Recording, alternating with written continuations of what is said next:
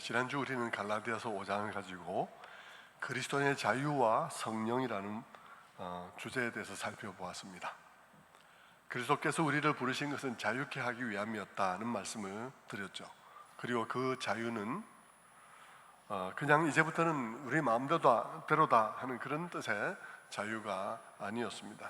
그것은 율법 아래에 있는 자들에게 율법의 억압으로부터 자유를 주셨다 하는 뜻입니다. 율법이 나쁘다는 뜻 아니고요, 율법은 좋은 것인데 율법을 잘못 사용함으로 또 혹은 율법을 지켜서 구원받으려 함으로 그것으로 인해서 날마다 실패하고 살려 하면 할수록 안 되는 자기를 발견하게 되고, 그리고 나의 빚을 갚기보다는 빚이 더 쌓이는 것을 경험하면서 결국은 태산같이 쌓여진 나의 죄를 바라보면서 신음하고 허덕일 수밖에 없는 그런 억압으로부터 자유를 주기 위해서 예수께서 우리를 부르셨다 하는 것입니다. 이 말은 참 오해를 하기 쉬운 말이어서 어떤 사람들은 이 말, 자유란 말을 잘못 이해하므로 이제는 우리가 율법과 아무 상관이 없는 것처럼 생각하면서 율법 폐기론에 빠져들게 되는 것입니다. 이제는 우리는 율법하고 아무 상관이 없어, 신경 안 써도 돼. 그렇게 함으로 말미암아 그 결과가 자유가 아니라 죄의 종이 되는 그런 결과를 가져오게 되는 것이죠. 자유를 오해한 때문입니다. 하지만 이 자유는 율법이 필요 없다는 뜻의 자유가 아닌 것이죠. 그럴 수가 없습니다. 오히려 구원받은 우리는 율법과 더 친밀해지고 그리고 율법의 정신을 지켜가는 그런 삶을 살게 되는 것이죠.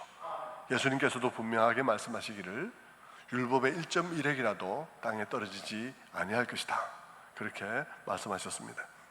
그러므로 여기서 자유는 율법으로부터의 자유, 곧 율법 폐기론이 될 수는 없는 거예요. 엄밀하게 용어를 붙이자면 저는 그렇게 이름을 붙이고 싶어요. 율법의 행위로부터의 자유다라는 말씀을 드리고 싶습니다. 율법에 따르면 이스라엘 백성들은 그들이 하나님 앞에서 행해야 될 많은 행위들이 있었습니다. 할례가 대표적인 예이지만 그것 말고도 정결에 관한 규정들도 많이 있습니다. 부정하게 되지 않기 위해서 조심해야 될 것들이 너무나 많고, 부정하게 되었을 때는 어떤 방식으로 정함을 회복해야 될지에 대해서 또 규정해주는 많은 규정들이 성경에는 있는 것입니다.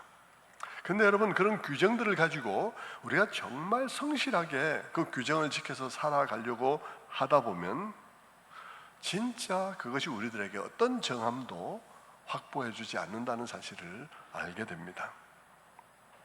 우리가 주의해서 부정을 막으려고 해보기도 하고, 또 부정하게 되면 물로 씻어서 그렇게 회복하려고 해보기도 하지만, 여러분, 물로 씻어서 정하게 될 리도 없거니와 아무리 주의해도 부정을 막을 수 있는 방법이 없다는 사실을 발견하게 되는 거예요. 여러분, 해보면 압니다. 안 해본 사람은 몰라요. 우리도 여러분 정말 죄인인 줄 모르는 사람이 굉장히 많은데요, 확신만 하다 보면 죄인이냐 물으면 자기가 죄인인 줄 모르는 사람들이 참 많더라고요. 그런데 여러분, 안 해보면 몰라요. 하나님 말씀 따라서 모든 부분에서 그 정신에 이르기까지 그것을 지켜보려고 하면 내가 안 되는구나 하는 것을 알게 되는데, 안 해본 사람은, 신경 한 번도 안 쓴 사람은 자기가 정말 선한 줄 아는 거죠. 여러분, 이 정결에 관한 모든 부분, 정함과 부정에 관한 모든 성경의 규정들도 그것을 주의함으로써 부정을 막아보고 물로 씻어서 정함을 회복해보려 해도 그런 식으로 부정하게 되는 것이라면 주의해야 될 것들이 얼마나 많은지, 그 부정의 시스템을 잘 이해하게 되면 부정을 피할 길이 이미 없다는 사실을 알게 됩니다. 피해라 이렇게 되어 있지만 실제로는 피할 길이 없다는 사실을 알게 되죠. 오히려 사람들은 자기가 모르는 사이에 이미 부정해져 있는 경우들이 태반이고요, 그것을 주의해서 행하다 보면 그것을 알게 되는 것입니다. 인간의 노력으로는 또 율법이 정한 그런 방식으로는 정함을 확보할, 정함을 유지할 방법이 없다는 사실을 알게 돼요. 여러분, 그들을 부정하게 하는 것은 참 많은데요. 예를 들면 시체 같은 데다 손을 대면 부정하게 되겠죠. 민수기 19장에 보면 시체를 만지면 부정하게 되는데, 부정하게 되는 건 당연하죠. 그 시스템 속에서는 우리는 생명에 속한 문제를 다루고 있는데 죽음은 그 반대쪽이니까요. 그러니까 아주 우리를 부정하게 하는 것은 당연하리라 생각해요. 그런데 시체에다 손을 대고 정하게 되려면 기간이 경과해야 되고 해야 될 조치들이 있는데, 아무것도 안 하고 있다가 그냥 기간 되기 전에 성전에 올라갔다, 성소에 올라갔다, 그러면 성소도 부정해진다라고 말을 하고 있습니다. 민수기 19장이에요. 여러분, 말은 안 하고 있지만 성경은 성소가 부정해진다는 말만 하고 있지, 이 죽은 것을 손댄 사람이 내 손하고 악수를 하면 어떻게 되는지, 이 사람 묵을로 맞추면 어떻게 되는지, 이건 말은 안 하고 있어요. 안 하고 있기 때문에 그냥 안 하고 있는 것까지 말할 필요는 없다 해서 넘어가고는 있지만, 그러나 여러분, 성소가 부정해진다는 말 가지고 이미 말을 다 하고 있는 거예요. 성소조차 부정해진다면 죽음에 손댄 사람이 다른 것을 손대면 2차 감염이 일어나게 되게 돼 있는 거죠. 성소마저 부정해진다면 다른 물건이 부정해지지 않겠습니까? 그 말은 여러분, 우리 주변에 부정해질 일은 쌓였다는 것입니다. 내가 만져서 부정해질 일은 쌓였다는 것입니다. 그래서 은연중에 나타내고 있죠. 우리는 마침요, 코로나를 딱 벗어나고 있는 상황 속에 있기 때문에 얼마 전에 우리가 코로나를 겪었던 기억이 생생합니다. 여러분, 코로나 방지하려고 1차 감염, 2차 감염, 그 감염 경로를 추적하느라고 처음 난리를 폈습니다. 그래서 그거 한번 막아보려고 막 집에 그냥 이렇게 집에 혼자서 이렇게 있기도 하고, 뭐라 그랬죠? 자가격리 용어가 갑자기 생각이 안 나요. 감금이 생각이라고 생각이 안 나는 거죠. 자가격리도 하고 막 난리를 폈지 않습니까? 그렇게 막 경로를 추적하고 그렇게 해도 여러분 하면서 여러분 뭘 느끼나요?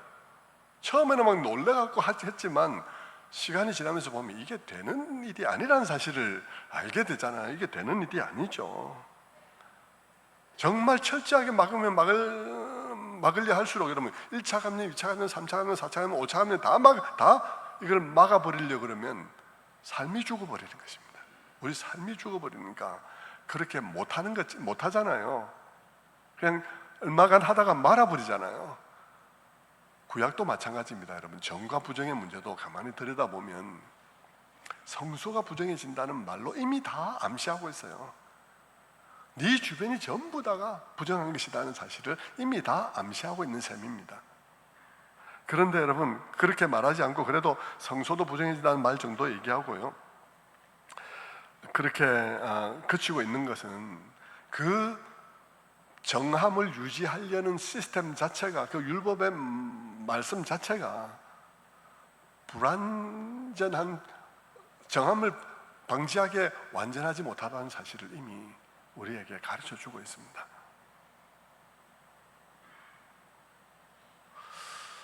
이런 말들은 우리에게 사람이 부정으로부터 자유로울 수 있는 방법이 없다는 것이죠. 사람이 자기도 모르는 사이에 시체를 만질 수도 있고 밟을 수도 있고, 오늘 만난 사람이 시체를 만진 사람이 나와 악수를 할 수도 있고, 그런 점에서 저 문고리를 손댔을 수도 있고, 오늘 나와 악수한 사람이 어떤 경로를 통해서 오늘 교회에 왔는지도 모르고, 부정을 막을 수 있는 방법은 없습니다. 그런데 여러분, 성경을 보면 우리를 부정케 하는 것은 죽음만 있는 게 아니에요. 거기에는 옷에 곰팡이 쓴 것도, 레위기를 보면 옷에 곰팡이 쓴 것을 발견했을 때도 이것을 갖다 부정하다 생각하고 처리해야 되는 조치가 있고요, 벽에 곰팡이가 쓴 것을 발견할 때도 이 집은 부정하다 그래서 해야 될 조치들이 있습니다. 그리고 피부병에 진물이 흐른다 해야 될 조치들이 있어요. 부정하다고 얘기하기 때문에. 심지어는 여성들에게는 대단히 죄송한 얘기지만 생리도 부정하게 여겨졌어요. 그래서 그것도 부정하게 여겨지는데, 생리 같은 경우에는 이게 4차 감염까지 성경에서 말을 하고 있거든요. 그 사람 그 사람 부정해요. 그 여성이 부정해요. 그리고 그 남성의 짝이 부정해요. 그리고 그 사람들이 앉았던 곳이 부정해요. 그 앉았던 곳에 앉는 사람이 부정해요. 4차의 감염의 부정의 감염에 대해서 얘기를 하고 있습니다. 여자분들 너무 마음 상하지 마세요. 이거 읽을 때마다 좀 마음이 상하리라 생각하는데 그 뜻을 이해하고 나면 이해를 할 수 있습니다. 하나님께서 하시고자 하는 것은 뭐냐 그러면 실제로 그것들이 다 부정하다는 이런 뜻이 아니고요. 하나님께서 지금 하시고자 하는 것은 뭐냐 그러면 눈에 보이지 않는 중요한 일을 설명하려고 하는 것입니다. 눈에 보이지 않는 중요한 일, 우리의 영적인 죄, 영적인 상황, 그것들을 다루는 방식, 영적인 정과 부정함에 대해서 설명하려고 하는데 안 보이니까, 안 보이는 걸 설명해야 되잖아요. 안 보이는 죄, 안 보이는 그런 영적인 상태를 설명해야 되는데 안 보이니까 보이는 것을 가지고 설명할 수밖에 없는 거예요. 보이는 것을 가지고. 보이는 것 중에서 어떤 것을 하겠습니까? 고대인들의 시각에서 이해가 안 되고 설명이 안 되고 이상한 것들, 이해가 안 되고 설명 안 되는데 이상한 것들을 가지고 몽땅 모아서 그렇게 설명할 수밖에 없는 것입니다. 그것을 가지고 보이지 않는 정과 부정에 관한 얘기를 설명하려고 하는 거예요. 그런데 여러분, 그 율법이 설명하고 있는 거죠. 율법의 설명을 한번 가만히 들여다보세요. 그럼 정과 부정의 문제, 보이지 않는 문제를 설명하기 위해서 그나마 보이는 걸 가지고 설명을 하고 있는데, 보이는 것을 가지고 설명하는 것을 가지고 한번 해보려고 해도 어떻습니까? 보이는 걸 가지고 해보려고 해도 어떤가요? 보이는 거는요 쉬운 거예요. 왜냐하면 보이니까 피할 수 있잖아요. 보이니까 피할 수 있잖아요. 곰팡이 보여요. 여성도 자기가 느껴요. 다 알 수 있잖아요. 알 수 있으니까 피할 수 있다고요. 피할 수 있는 것에도 불구하고 그것이 실제로 우리 삶 속에 정함을, 그런 체계 속에서 이해된 정함을 유지하려고 해도 정함이 유지 안 되잖아요. 그런데 그걸 가지고 하나님께서는 보이지 않는 정함과 정하지 못한 것에 대해서 얘기를 하고 있는 것이거든요. 그러니까 보이지 않는 것을 어떻게 하겠냐고요. 내가 보이지 않는 영적인 정한 상태에 있어야 되겠는데, 그러려면 여러분, 내가 접촉하는 저 사람이 정신머리에 뭐가 들어있는지, 저 사람이 어디 갔다 와서 무슨 정신을 습득하고 왔는지 하나도 보이지 않는 문제를 갖고 지금 나의 정함을 유지해야 되는 상황인 거예요. 정함을 유지할 수 있겠습니까? 없겠습니까? 없어요. 그러니까 여러분, 그 보이는 걸 가지고 우리가 보이지 않는 것을 상상하게 하는 것입니다. 보이는 것만 갖고 설명을 해도, 보이는 것 갖고만 생각을 해도 이것을 피할 방법이 없고 2차, 3차, 4차 감염을 피할 방법이 없으니까 우리를 영원히 완벽하게 정하게 할 수 있는 방법이 하나님께로부터 와야 한다는 사실을 생각하지 않을 수가 없는 것이죠. 영원히 우리를 정하게 할 방법이 필요하다는 사실을 고백하게 되는 것입니다. 그래서 바울은 이 율법의 행위의 체계를 뭐라고 하느냐 그러면 몽학선생이다 라고 말을 하는 것입니다. 몽학선생은 뭐냐 그러면요, 고대에 부잣집이나 귀족집에서 자식들을 기르는데 자식들이 학교를 다음에 가고 어떤 스승에게로 보내서 배우게 해야 되는데 아직은 어리니까 보내지를 못할 때, 그때 이 아이를 집의 노예들 중에서 똑똑한 노예 있을 건 아니겠습니까? 똑똑한 노예에게 맡겨서 교육을 시키고 그때까지 보호하는 것이에요. 무슨 얘기냐 그러면 하나님께서 이 보이지 않는 것들에 대한 진정한 설명, 그리고 진정한 해결, 그것이 우리에게 올 때까지 하나님께서 그들을 이 율법의 행위에 맡겨놓을 것이라는 뜻입니다. 그것을 통해서 주님의 필요성을 발견하게 하고 주님께로 갈 수 있게 하기 위하여 맡겨놓은 것이 바로 이 율법의 행위들인 것이에요.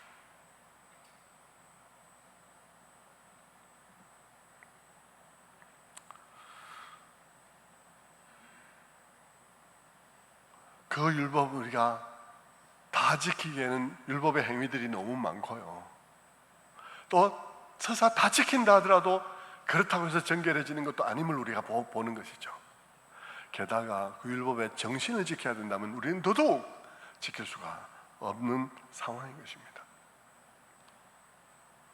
힘들게만 할 뿐 어떤 그럴싸한 결과가 없는, 그래서 어떤 후련함도 어떤 만족함도 없고 눌리기만 하고 어떤 자유함도 없는 그런 상태로부터 우리를 자유하게 하기 위해서 예수님께서 가져온 게 뭐예요? 이신칭, 믿음으로 의롭다 하심을 받는 길을 가지고 온 것입니다. 그것이 십자가인 것이에요. 십자가로, 우리가 십자가를 믿음으로 우리가 정결함을 잊게 하는, 영원히 정결함을 잊게 하는 길을 예수님께서 가져오시고, 율법으로부터, 율법의 그 눌린 것으로부터 자유케 하기 위해서 믿음으로 의롭다 하심을 얻게 하셨다는 것입니다. 그것이 이신칭이에요. 그러니까 바울이 말하는 자유는 바로 그런 좌절과 억압, 절망으로부터의 자유인 것입니다. 주님의 십자가는 바로 그 자유로의 부르심인 것이죠. 이신칭의로의 부르심인 것입니다. 바울은 그리스도께서 우리에게 이런 자유를 주시려고 십자가를 지셨기에 우리는 두 가지를 하면 안 된다고 말씀하고 있는 거예요. 이런 자유를 주셨기 때문에 두 가지는 하면 안 된다. 첫째, 다시는 종의 멍에를 지지 마라. 다시 말하면 다시는 율법으로 돌아가서 율법으로 구원한다고 생각하는 일은 해서는 안 된다. 율법이 나쁘다는 말이 아니고요, 율법으로 구원받는다는 식으로 말해서는 안 된다. 율법 중에, 율법의 행위 중에 무엇을 가져와서 이것을 해야만 십자가 플러스 11조, 십자가 플러스 안식일, 십자가 플러스 할례, 이런 식으로 말하지 말라는 것입니다. 그러면서 사도 바울은 굉장히 화를 냈다는 얘기를 말씀을 지난주에 드렸지만, 오늘 우리가 읽은 5장의 사도 바울은 어떻게 말하냐 그러면, 네가 만약에 예수 그리스도의 십자가에 대해서 할례를 행해야 된다고 내가 말한다면 너는 율법의 모든 것을 행해야 될 책임 아래에 있는 자다 라고 말하는 것입니다. 너가 만약 예수 그리스도의 십자가 플러스 할례가 필요하다고 말을 한다면 너는 율법의 모든 것을 지킬 의무가 있는 사람이다. 다시 말하면 너가 선택한 것은 율법의 모든 것을 지켜야 한다는 책임을 선택한 것이니까 너는 바로 그런 자라는 것이고, 그 말은 곧 저주받은 것이라는 뜻이 되는 것입니다.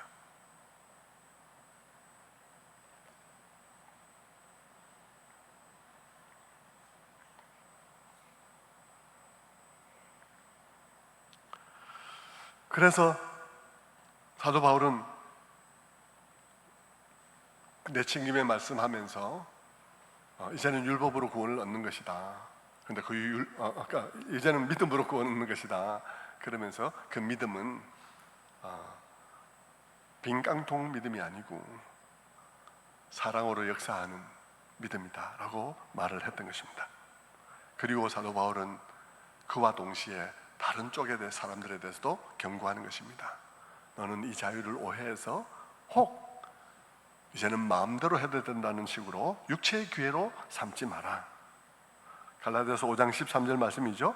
형제들아, 너희가 자유를 위하여 부르심을 입었으나 그러나 그 자유로 육체의 기회를 삼지 말라. 이제는 이 자유, 곧 이신칭의의 이 구원 방식을 오해해서 이제는 율법을 지켜서 구원을 얻는 것이 아니라는 것을 이제는 율법이 필요하지 않다는 말로 만들어서 자신의 타락한 본성이 원하는 것을 행하는 그런 우를 범하지 말라고 말씀하는 것입니다. 그 대신에 무엇을 하라는 거예요? 그 대신에 너는 이 자유를 방종의 기회로 삼지 말고 사랑으로 서로 종노릇해라, 이렇게 말씀하고 있는 것입니다. 그렇다면 여러분, 이 둘 중에서 치우치지 않고 살아가는 길이 무엇일지에 대해서 지난번에 말씀드렸죠. 한편으로는 종의 자리로 다시 되돌아가지 않고 율법주의로 다시 돌아가지 않고, 또 다른 한편으로는 이 자유를 아무거나 해도 돼 하는 식으로 정말 아무것도 변화하지 않는 그리스도인이 되는 방식으로 가지도 않고, 정말 그리스도인이 걸어야 될 그 길을 걸어가려면 어떻게 해야 되는가, 그 길을 걸어가는 방법은 있나? 라고 물을 때 사도 바울은 있다라고 말을 하면서 그것은 성령이라고 말씀했던 것입니다. 그것을 16절과 18절에서 양쪽 극단에 대해서 이 성령을 따라 행하면 양쪽 극단에 이르지 않게 된다는 말을 16절과 18절에서 거푸 얘기를 하고 있습니다. 먼저 방종에 이르지 않는다는 말을 갈라디아서 5장 16절에서 말합니다. 내가 이르노니 너희는 성령을 따라 행하라. 그리하면 육체의 욕심을 이루지 아니하리라. 성령을 따라 행하면 육체의 욕심을 이루지 않게 되리라고 말하는 것입니다. 그리고 18절에서는 성령의 인도하심을 받으면 너는 율법 아래 있지도 않게 된다. 5장 18절 말씀입니다. 너희가 만일 성령의 인도하시는 바가 되면 율법 아래 있지 아니하리라. 자, 16절과 18절 보면 다 성령을 따라 행하라. 성령의 인도하심을 받으면 답이 성령이란 것입니다. 성령을 따르면 한편으로는 방종해 가지도 않고 한편으로는 율법으로 돌아가지도 않는다. 네 안에 성령이 있으면, 네 안에 성령을 쫓으면 성령께서 너를 그 양쪽에 치우치지 않게 할 것이다 라고 하는 것이죠. 성령을 따르면 우리가 이 잘못된 노선들 사이에서 저절로 균형을 잡게 된다는 것입니다. 성령을 따르면요, 성령을 따르면 물론 여러분, 균형이란 문제에 있어서는 우리는 균형을 잡으려고 노력도 해야 하는 것이지만 우리가 균형을 잡으려고 노력하는 것은 나중의 문제고요. 우리가 균형을 잡는 데서 가장 중요한 것은 우리가 성령을 따르는 것입니다.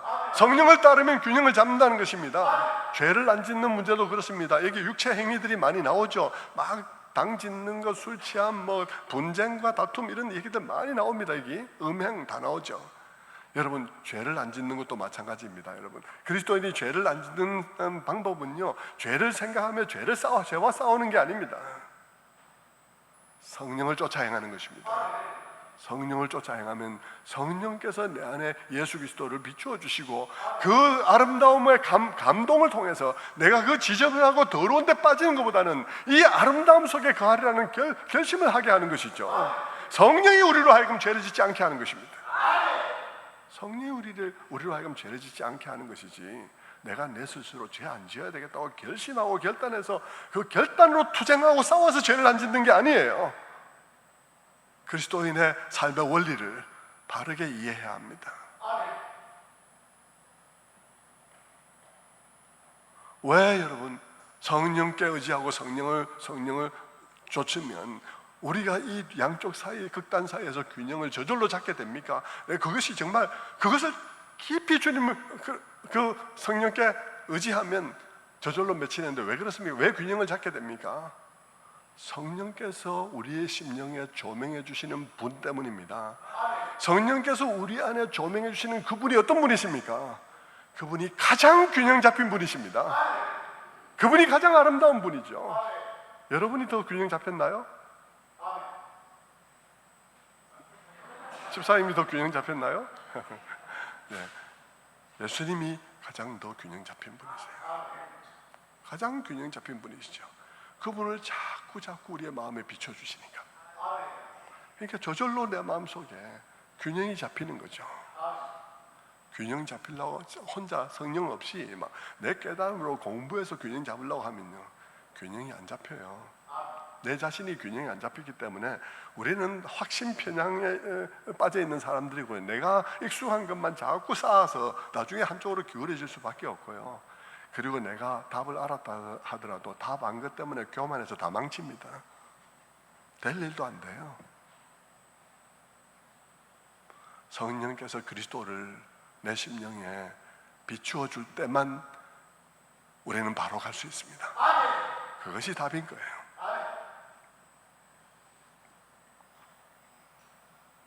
죄를 안 짓는 것도 성령을 의지해야 되고요, 균형을 잡는 것도 성령을 의지해야 되고 그렇습니다. 여러분, 이렇게 죄를 이기고 유혹을 이기고 균형을 깨뜨려서 한쪽 극단에 빠지는 것을 방지하고 하는 것들이 다 성령께서 지금 우리 안에서 하실 수 있는 일입니다. 지금 당장 하실 수 있는 일이죠. 그런데 여러분, 우리가 성령을 계속 묵상하고 계속 그렇게 성령과 동행하면 우리에게 긴 시간 속에서, 롱텀으로 긴 시간 속에서 이루어질 수 있는 일이 뭔가요? 지금 당장은 내가 유혹을 이기고 죄를 이기고 균형 잡히지 못한 삶으로부터 내가 나 자신을 지켜가는 일들을 성령을 내가 의지하고 그분을 쫓으며 그분을 묵상하고 가면 그 일이 이루어지는데, 그 일을 계속 해가면 롱텀으로 긴 시간 속에서 이루어질 수 있는 일은 뭔가요? 그것은 인격의 변화입니다. 우리 인격의 변화의 열매입니다. 그것을 사도 바울은 성령의 열매라고 말하고 있습니다. 이 성령의 열매에 관해서 갈라디아서 5장 22절에 말하고 있죠. 오직 성령의 열매는 사랑과 희락과 화평과 오래 참음과 자비와 양성과 충성과 온유와 절제니 9가지를 말하고 있지만 오직 성령의 열매는 이라고 말할 때 그 열매는 이란 단어는 단수입니다. 그러니까 열매는 하나라는 거예요. 열매 한 가지에 들어있는 인격의 맛이 9가지라는 것입니다. 결국 이 9가지는 한 인격 속에 담겨야 될 덕목이고 그런 성품입니다. 예수 그리스도는 이 성품들로 결국 이 9가지는 예수 그리스도의 성품을 의미하는 것입니다. 예수 그리스도야말로 이 성품들이 조화롭게 균형 잡혀 있고 그리고 각각이 풍성하게 담겨 있는 것이 바로 예수 그리스도의 인격인 것이죠. 그렇지 않습니까? 사랑과 희락과 화평과 오래 참음과 자비와 양성과 충성과 뭐 이렇게 하는데 여러분 사랑, 예수님이 사랑 아닌가요? 우리 주님이 기쁨 아닌가요? 그분이 평강이지 않습니까? 평화이지 않습니까? 오래 참음은 주님의 중요한 특징이죠. 그리고 자비하심 말할 것도 없습니다. 선함 중에 최고의 선함도 주님에게 있습니다. 그분은 얼마나 충성스러우십니까? 맡겨진 일에 끝까지 십자가에서까지 충성을 다하셨습니다. 그리고 얼마나 온유한가요? 빌라도 앞에서 예수님은 온유하셨고 모든 가늠한 여인을 다루실 때도 온유한 방식으로 대하셨습니다. 그리고 얼마나 절제 있는 분이십니까? 그분이 해야 될 일들을 그 목표를 달성하기 위하여 모든 것을 절제할 줄 아는, 내려놓을 줄 아는 분이셨습니다. 성령님은 지금 당장은 우리에게 그분에게 주목할 때 우리로 하여금 죄를 이기게 하지만 장기적으로는 우리의 인성이 변하게 하고 우리의 인격이 변하게 하는 것입니다. 그래서 주님 닮은 성품을 우리에게 만들어내는 거예요. 왜냐하면 계속 그 주님을 우리의 심령 속에 깨닫게 하기 때문인 것입니다. 그렇다면 여러분, 왜 바울은 이러한 변화를 가리켜서 열매라고 표현했을까요? 뭐 표현하는 방법이 많이 있을 텐데 왜 열매라고 표현했을까요? 거기에는 중요한 뜻이 있습니다. 첫째는요, 바울이 이것을 열매라고 표현한 첫 번째 이유는 이것이 신자 안에 일어나는 이 변화는 생명의 역사이기 때문에 그렇습니다. 여러분, 나무가 열매를 맺는다는 것은 생명작용입니다. 살아있는 나무는 열매를 맺게 되어 있습니다. 신자가 주님 닮은 인격으로 변화하는 것, 그것도 마찬가지예요. 신자 안에 담긴 예수의 생명이 살아있다는 증거이죠. 예수의 생명이 살아있기에 그것이 우리 안에서 인격의 변화를 일으키는 것입니다. 우리가 진정 거듭났다면 우리 안에는 새 생명이 있습니다. 그 새 생명은 예수의 생명입니다. 예수의 생명은 반드시 우리 안에서 예수다운 것을 만들어내기 마련입니다. 그것이 인격의 변화인 것이죠. 바울이 열매라고 표현할 때 염두에 둔 것은 바로 그 점이에요. 이 인격의 변화는 돌을 닦아서가 아니에요. 우리의 어떤 노력과 분투 때문이 아닙니다. 우리의 인격의 변화는요, 내 안에 오신 예수의 생명 때문입니다. 내게 심으신 예수의 생명이 내 안에 발화를 하고 잎을 내고 그리고는 열매를 맺는 것이기 때문이죠. 돌을 닦아서가 아니에요. 내 안에 심으신 예수의 생명, 그로 말미암아 나의 지각이 변하고 눈이 변하고 귀가 변하고, 그래서 계속 예수를 보고 예수를 듣고, 그래서 예수의 생명이 내 안에서 자라간 결과이죠.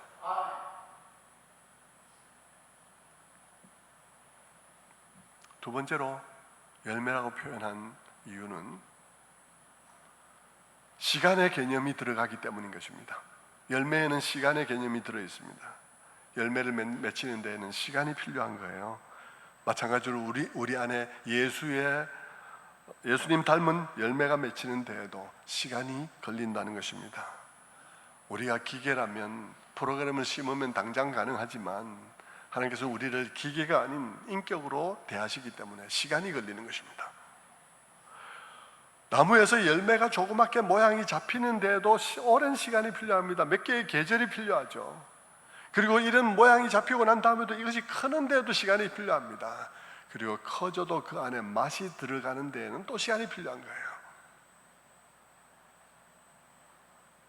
성도 여러분, 나무 안에서 생명작용이 충분히 일어날 시간이 필요한 것처럼 우리에게도 성령의 열매가 맺히는 데는 시간이 필요합니다. 자, 이 성령의 열매라는 점의 중요성에 비추어서 우리가 생각해야 될 것은 은사 또한 생각해 봐야 하겠습니다. 여러분, 성령의 열매는 성령의 은사와는 다른 것입니다. 은사는 인격과 상관이 없습니다. 그것은 개인과 교회의 유익을 위하여 어느 순간 하나님께서 누구에게인가 주시는 것이죠. 어떤 사람에게는 교회가 가르침을 받아야 되니까 가르침의 은사를 주시고, 방언의 은사도 주시고, 또 찬양의 은사도 주시고, 여러 섬김의 은사도 주시고, 여러 은사들을 주십니다. 하지만 여러분, 우리는 알아야 합니다. 은사를 가졌다는 것이 곧 인격이 되었다는 의미는 아니라는 것입니다. 인격과는 하등의 상관이 없을 경우도 너무나 많습니다. 은사를 가졌다 할지라도 인격은 한참 덜 된 경우가 많죠. 은사를 가지기에 이것을 할 수 있고 저것도 할 수 있고 할 수 있는, 기능적으로 할 수 있는 것들이 많이 있을 수 있습니다. 그러나 여러분, 인격은 전혀 안 돼 있을 경우들이 왕왕 있을 수 있다는 것입니다. 엄청난 은사를 받은 사람도 성령의 열매를 맺으려면 시간이 걸립니다. 엄청난 은사 받고 반말 짓거리하고 막 그냥 사람 등을 타고 날아다니고 막 그렇게 하는 것은 인격이 안 된 거죠.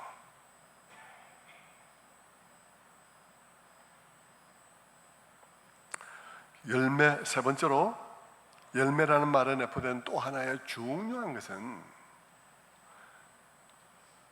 그것이 신앙생활의 최종적인 목표라는 것입니다. 열매가 목표예요. 열매는 그것이 목표임을 드러냅니다. 성령께서 우리에게 오셔서 일하시는 목표가 여러분, 사랑과 희락과 화평과 오래 참음과 자비와 양성과 충성과 온유와 절제가 어우러진 인격을 만들어내는 것입니다. 그렇게 해서 주님의 형상을 빚는 것이죠. 여러분, 그 목표는요, 이 세상에서만의 목표가 아닙니다. 우리가 주님과 함께 인격이 빚어지는 것은요, 그 나라의 영원히 살기 위한 준비이기도 한 거예요. 영원한 목표예요.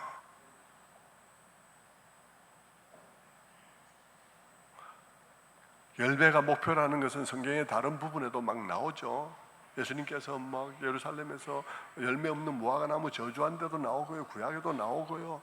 또 어떤 데 나오나요? 요한복음 15장에 포도나무와 가지 비유에서 나옵니다. 내 안에 있는 가지는 열매를 맺는다고 주님께서 말씀하시죠. 그 비유에서 포도원 농부이신 하나님이 최종적으로 원하는 것은 열매라는 사실을 말합니다. 여기서 열매란 물론 삶을 의미하기도 하지만 그 삶이 여러분 그냥 삶이 아니라 인격의 변화에서 나오는 삶을 의미하는 거예요. 그냥 뭐 그래야 하니까 하는 어떤 행동이라든지 남의 눈치 때문에 하는 어떤 삶이 아니라 인격의 변화로 인하여서 흘러나오는 삶이 열매인 것입니다. 생명적인 역사니까요. 생명의 역사니까. 여러분, 성부께서 아들을 보내신 목적도요, 우리가 열매를 맺기 위한 것입니다. 아들이 십자가에 못 박히신 것도 우리가 열매를 맺기 위한 것이에요. 단지 죄 용서가 목표가 아닙니다. 여러분, 죄 용서가 다가 아니에요. 죄 용서가 다가 아닙니다.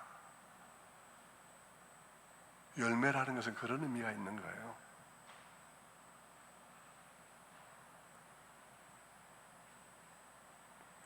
그렇게 생각할 때 오늘 한국 교회의 문제는, 한국 교회 성도들의 문제는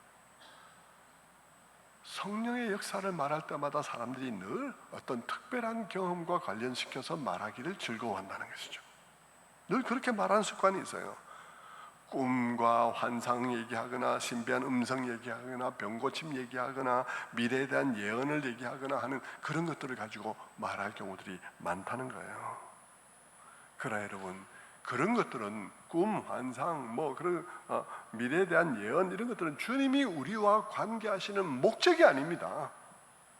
그런데 그 목적을 이루어가는 과정 속에 때때로 있을 수 있는 일일지는 몰라도 그 자체가 목적은 아니에요. 그리고 그런 것들은요, 누구에게나 해당되는 사역도 아닙니다. 여러분, 모세가 떨기나무에서 주님을 만났는데요, 그건 모세에게 해당되는 것이지 누구에게나 해당되는 게 아니에요. 그런 일들은 성령이 주로 하는 사역도 아닙니다. 특별한 때, 특별한 목적을 위해서 특별한 사람에게 나타나는 일들이 있을 뿐이죠. 더구나 여러분, 그런 환상과 그런 또 음성과 꿈과 병고침과 기적과 같은 이런 일들은요, 성령만 하는 일도 아닙니다. 그런 일은 사탄도 할 수 있습니다. 그러니까 분별이 필요하다는 말이죠. 다시 말하면 분별이 없으면 판판이 넘어가게 되어 있다는 것을 의미합니다. 여러분, 누구에게나 해당되는 성령의 사역은 열매를 맺는 일입니다. 우리가 주님 닮은 인격으로 열매 맺어가는 것, 그것이 모든 사람을 향한 성령님의 사역입니다. 열매가 성령님의 사역의 목표임을 이해하면 오늘날 횡행하는 수많은 성령 운동들은 열매로 시험받아야 하는 것입니다. 열매로 테스트되어야 해요. 어떤 성령 운동이 성경적인가, 건강한가는 결국 거기서 추구하는 것이 무엇인지, 그리고 거기서 형성되는 것이 무엇인지를 보아야 하는 것입니다. 그들이 점점 더 하나님을 우상성기듯이 해가는가, 아니면 그들이 그 가운데 하나님의 뜻을 더 깊이 이해하고 하나님의 사람으로 빚어져 가는가 살펴보아야 하는 것이에요.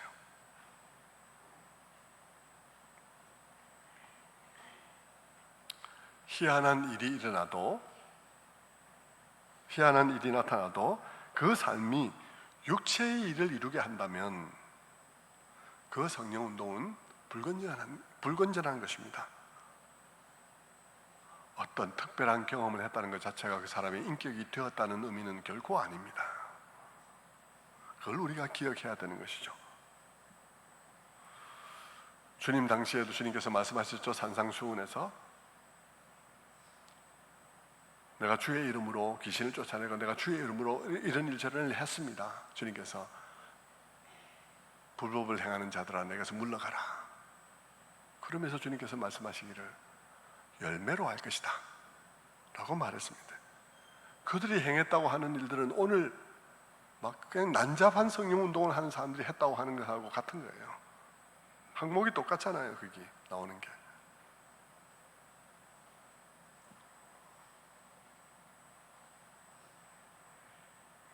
이 성령의 열매, 사랑과 희락과 화평과 이런 모든 9가지 그런 맛들을 쭉 보면서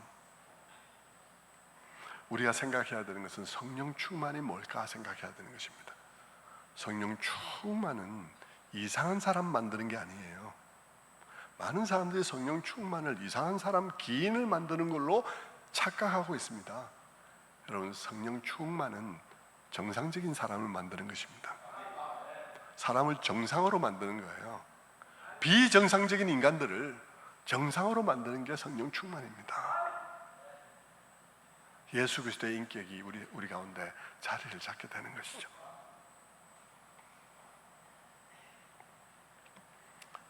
마지막으로 바울이 이 열매라는 표현을 쓴 것, 그것이 이 열매가 성령의 사역의 최종적인 목표임을 나타낸다는 것과 관련하여 한 가지 기억할 것은, 오늘날 우리 그리스도인들이 성령의 은사에 대해서는 관심을 가지면서도 열매에는 별로 관심을 가지지 않는 일은 엄청나게 큰 패착이라는 사실을 기억해야 합니다. 은사에는 관심을 가지면서도 은사에 관심을 가지면 교회가 조금 더 뜨겁게 보여요.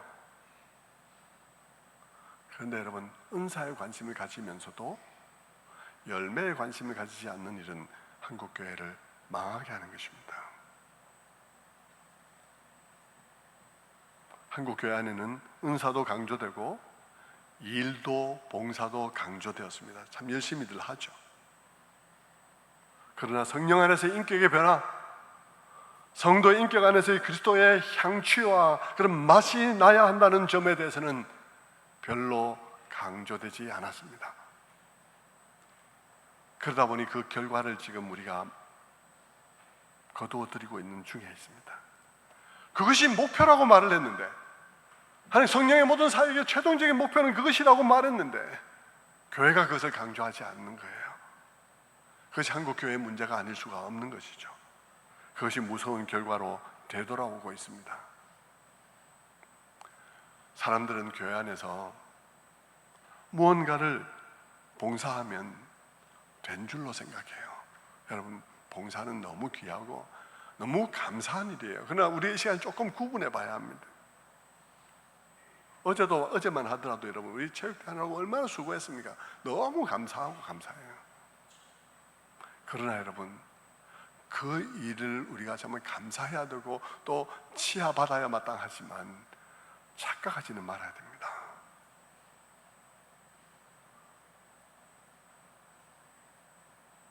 수많은 사람들은 내가 봉사하고 어떤 일을 한 것을 가지고 내가 열매도 맺고 있는 줄로 착각합니다. 일을 하고 있는 것을 가지고 열매도 맺고 있지 않는가 하고 착각하는 경우들이 너무 많아요. 그래서 여러분, 죄송합니다만 교회에서 일하는 분 다 들먹거릴게요. 성가대도 마찬가지고요, 반주하시는 분도 마찬가지고요, 주방에서 봉사하는 분 마찬가지, 그 주일학교 교사하는 분 마찬가지, 찬양사역하는 분 마찬가지, 뭐 다 저기 방송실에서 일하시는 분 다 마찬가지. 우리 교회에서 봉사하는 모든 분들 너무 귀하고 감사하지만 그것으로 인해서 여러분의 인격이 되고 있다고 생각하면 착각입니다. 우리는 거기에 속고 있습니다. 우리는요, 교회를 이렇게 운영해 가기 위해서 이 사람도 저 사람도 필요하고 이런 봉사가 다 필요하니까 마땅히 감사하고 감사해야 됩니다. 그러나 하나님도 그럴까? 하나님도 나를 그렇게 볼까? 하나님이 우리 성가들을 그렇게 볼까? 하나님이 우리 반주자들을 그렇게 볼까? 하나님이 우리 교사들을 그렇게 볼까? 방송실을 그렇게 볼까? 우리가 생각하는 것처럼 그렇지는 않으리라 생각합니다. 하나님은, 우리는 일하면 감사하고 일 잘하면 더 감사하고 일의 관점에서 생각합니다. 성가대 잘하면 더 감사하죠. 우리는 그런 효율성의 측면에서 생각합니다. 그러나 주님도 그럴까요? 주님도 그렇다면 노래 못하는 사람은 아무것도 못하네? 그럼 노래 부르면 다 되는 거네? 아니 그럼 어떻게 교사하면 다 된 거네? 그럼 교사 못하면 안 되는 건가? 그게 아니라는 거죠.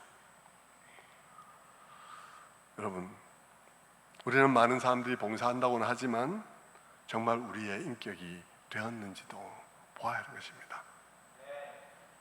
사람들은 일을 하면 된다고 생각하지만 아니요, 주님은 인격이 자라기를 원하십니다. 우리가 하는 일이 우리가 인격으로 성취해야 될 것을 대체해서는 안 됩니다. 그건 대체가 안 되는 거예요. 그건 대체가 안 되는 거예요. 일은 하는데 우리는 주 안에서 성령의 열매로 익어가지는 않을 수도 있습니다. 일을 하는데 우리는 덜 된 인격의 방식으로 할 수도 있습니다. 자기가 왕노릇 할 수도 있습니다. 여러분, 교회 안에서 어떤 책임을 맡기면 유세를 떨 수도 있습니다. 교회 일을 무슨 새도 부리듯이 할 수 있습니다. 교회 안에는요, 꼭 일을 맡기면 꼭 권력화하고 행세하려는 사람들이 있습니다. 그래서 남들을 다 불편하게 하죠. 일을 맡기가 불안합니다. 그걸 가지고 하도 사람을 좌우하려고 드니까. 그렇게 자신은 열등감을 채우려 할지는 몰라도 여러분, 그것은 일이에요. 그것은 사람이 아닙니다. 일도 너무 귀할 때 귀하지만 그러나 여러분, 더 큰 목표가 있습니다. 여러분, 저를 보세요. 설교자를 보세요. 설교자가요, 은사를 받을 수 있습니다. 은사는 인격이 아니라 그랬습니다. 말씀을 잘 간파하고 말씀을 잘 해석해낼 수 있는 은사가 주셨다 칩시다. 그래서 잘 해서 깊이 있게 드러내고 설교 잘한다 칩시다. 근데 인격이 안 됐다면 만족하시겠습니까? 인격이 개판이라면 만족하시겠습니까? 괜찮은 건가요? 아니잖아요. 아니잖아요. 여러분,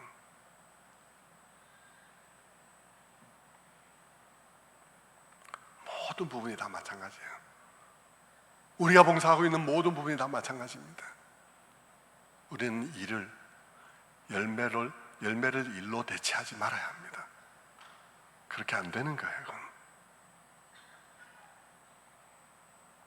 우리는 기억해야 합니다. 성령의 최종적인 목표는 열매라는 것입니다. 인격이 변화되어져 가는 것입니다. 주님의 인격을 닮아가고 그 인격으로 열매 맺어 가는 것, 그것이 최종적인 목표인 것이죠.